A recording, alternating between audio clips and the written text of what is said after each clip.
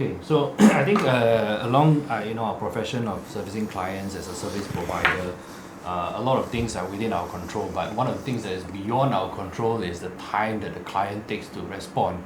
And more often than not, we are expected to keep the timeline. We are timekeepers of a project, but there are instances where clients take longer than required or longer than expected to reply, and if that is constantly happening, that will kind of snowball your project timeline. And how are you going to manage such a situation, or what is a fair timeline for the clients to respond? Do you experience that in your projects, or all the time? Okay, not all the time, but there are certain things which maybe there are certain things which may, okay, again, it's contextual. Maybe there are certain things which are okay. I think maybe I should put it this way: we have to understand what is the difficulty that they are facing. Why is it they're taking so long? And for me, like, how then do we try and speed up the process? Yeah, like for example, maybe one client is more about cost. So in the end, what happened is that we had to spend more time to visit more suppliers to find the right products within the right price range. And okay, I think that is fair, but at the same time, we have to always constantly remind, okay, but at the start, the way that we will look at the construction program, we'll also set timelines. Yeah, so we must make the client understand, okay, so there are certain timelines for client as well. So that must be clear right from the start. And then understand what are the problems, why are they taking so long, and we have to again remind them, okay, we cannot go beyond that timeline, or if not, then it will cause a delay in the program. Yeah, so I think we have to always put the ball back in their court and then say, okay, the ball's in your court, you cannot drop the ball. Yeah, you drop the ball, and then you involve them, right? Yeah. So we have to be very clear. That's one thing. Another is again like customizing the kind of solution for them.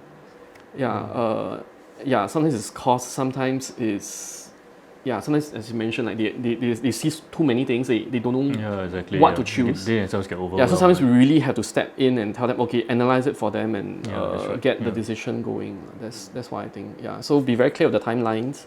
Tell them that this is their responsibility, or else it will contractually then we'll have to award EOT and things like that. I don't know, but because for me, I have experienced situations where obviously I've done my part to tell the clients, look, we're running short of time on this stage where it's a few weeks left. After you come back with your feedback, I still need time to capture it, to make the changes. But they are taking their own sweet time. And of course, we always got a balance between enforcing the time, being hard, more hard on this, or being the nice service provider and say, it's okay, take your time. But because you're a service provider, therefore it is not all, it's not all rosy, Right. There's a time.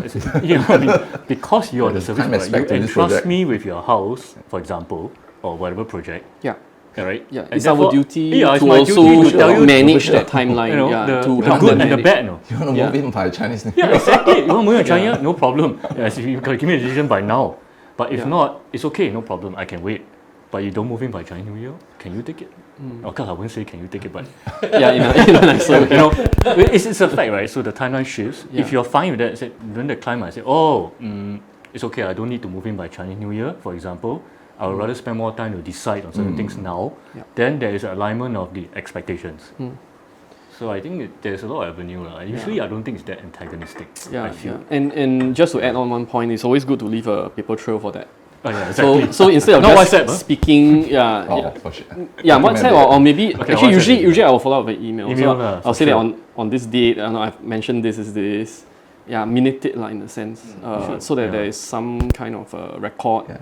It's easier to track back. Huge point, documentation, expectation. I don't know how many of you have experienced this before. I mean, like what I've done, I've documented it. I reminded them, send emails. Look, if you don't finish by come back with feedback by this day, it's gonna delay. 2 months later, they're questioning me, interrogating me. Why is it delayed? I don't understand. How come so long? What caused this? But it somehow it feels like they don't remember what happened before. Have you all experienced such a situation before? I had a bad experience with that. Yeah. So in the end, the client didn't want to pay me. So every delay they blame on me, even though I got a record, even though I showed it. As a last resort, because sometimes it's just a little bit. I email you, see. Yeah. So, but I think that's the exception. I think one tactic that I use is every meeting, I remind again. Hey, by the way, as I mentioned last week, you haven't made a decision. It's okay, but I need you to know that there's downstream impact. So it just has to be that way, I guess. So I can help you with the short-term memory. So I would say your strategies would be leaving paper trail, sending constant reminders, and making sure that we've done our right.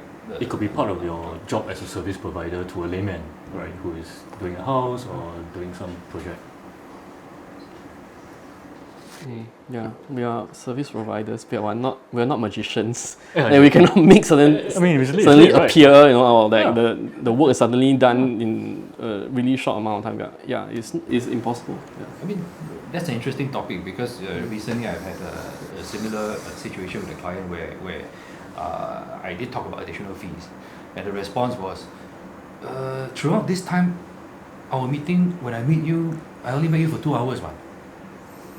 Then I was thinking, I meet you for 2 hours, but what happens after the 2 hours? Things don't magically get done, right? So that's something that I think that we need to kind of share with the clients along the way. I think aligning, letting them understand what we do is of utmost importance. Yeah, that's true. Actually, I feel that it may not be related to whatever we're discussing, but I feel that a lot of times the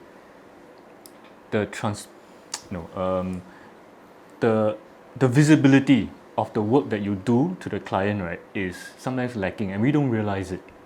You just meet for 2 hours, and then it disappear, right? And then 1 week later, another 2 hours. To the client, right, it's just 2 hours, like you said.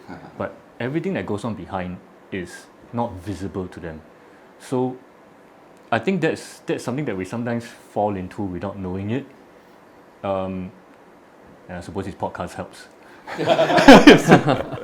How else do you think that we can give more visibility to the efforts that we as architects So you can be very strategic about it in giving, let's say, between weekly meetings, in between 1 or 2 updates on. By the way, on our meeting 2 days ago, I'm testing out certain things. I'll get back to you. So at least there's this visibility. Yeah. Or I mean that's probably one of the Updates that you're on. Yeah, you're updates, still working on. which is But true. still Right? working on. I mean, By the way, I've tested this. It doesn't work. I'm moving on to the next Yeah, option. yeah. So that indeed I agree that. That's right. What do you think? To The not time just we discussed show it. the final one, but Correct, yeah. there The process, were right? options, and Yeah. we've done certain things, but that didn't work. Yeah. And I think that's a good point. It's part of this bigger question about value of an architect. Okay, we're getting a bit off topic, but the value of architect, people don't value the work that an architect does because people don't know what an architect does. It's as simple as that. And why do they not know? Because you're not sharing it with them. Because the only thing you share a lot is either the design, which is the final design with all the nice renders, or I got to do this submission to the RA, I got to go BCA, I got written direction. So they just see you as a submission architect. But all the other processes is opaque. That's my opinion. But you're assuming that they think that the drawings are hard to do. But some of the clients, they'll think that the drawings are easy to do. How many of you have had somebody say, "Wow, why is it so expensive? You all do a few drawings only." Anyone experienced this before? Then after the meeting, I go in my car and I yell out loud. I don't know, very hard to. I don't know. You just have to take it on the chin. Yeah, that's one of the trigger topics for me also. Yeah. It's tough. Okay.